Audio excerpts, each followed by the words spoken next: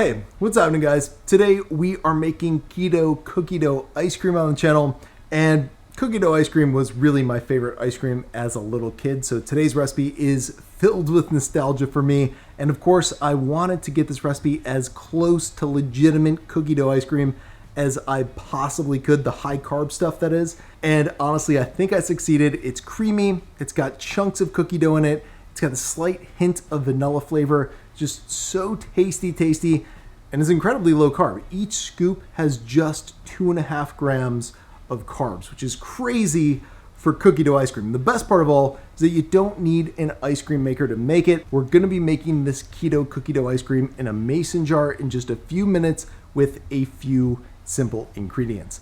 That said, let's get right into the good stuff and make some low carb keto ice cream. All right, so the first thing we're going to do is make the cookie dough for our ice cream. And as you're seeing here, to do that, the first thing we're going to do is add a heaping third of a cup or 42 grams of almond flour to a medium-sized bowl. Then, after we've done that, we're going to sweeten up our cookie dough without adding any net carbs or calories by adding a tablespoon or 9 grams of confectioner's swerve, followed by 3/4 of a tablespoon or 9 grams of brown sugar swerve. Now, after we've done that, we're going to add some of these zero net carb chocolate chips. And for today's keto cookie dough ice cream recipe, we'll want to add about a tablespoon or 7 grams of those to the mix as well. Now, once we've got those added, we're going to add a nice pinch of salt to really amplify the flavors. And then we're also going to add a half a teaspoon of vanilla extract, followed by a half tablespoon or 7 grams of unsweetened almond milk. So now at this point, we're going to use a spatula to mix all of those ingredients together until a crumbly consistency forms.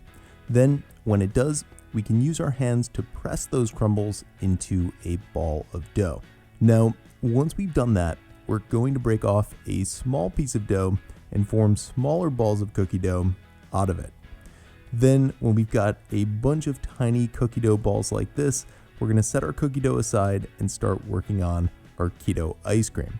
That said, the first thing we'll need to make our ice cream is a 24-ounce mason jar or just a sealable jar that's at least this size. Then to that jar, we're going to add 1 cup or 235 milliliters of heavy cream to it. Now, once we've added that to the jar, we want to sweeten up the ice cream using allulose.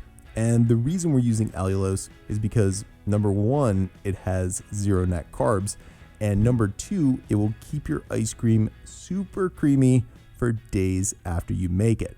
Now, if you're wondering if you can use Swerve or Le Canto to sweeten up your ice cream, the answer is yes, but your ice cream will freeze more solid if you do. Not to mention, you'll also want to use a little less of those in your keto ice cream since they are a bit sweeter than allulose. Anyways, having said that, I'll be using 3 heaping tablespoons or 40 grams of allulose to make my keto cookie dough ice cream today. Then after I've added that, I like to add a little sugar-free vanilla Torani syrup to my ice cream to give it a boost of vanilla flavor. It's totally optional to do this, but it is delicious, and just a half a tablespoon or 7 grams of it is all you need to give your ice cream that boost. Anyways, now we're going to add a teaspoon of vanilla extract to the jar, and finally a pinch of salt as well. So at this point, we can seal up the jar and give it a good shake until the heavy cream just starts to thicken up and doubles in size. And this will probably take a couple of minutes of shaking to happen, but once it does, we can open the mason jar up and add our cookie dough balls from earlier to it.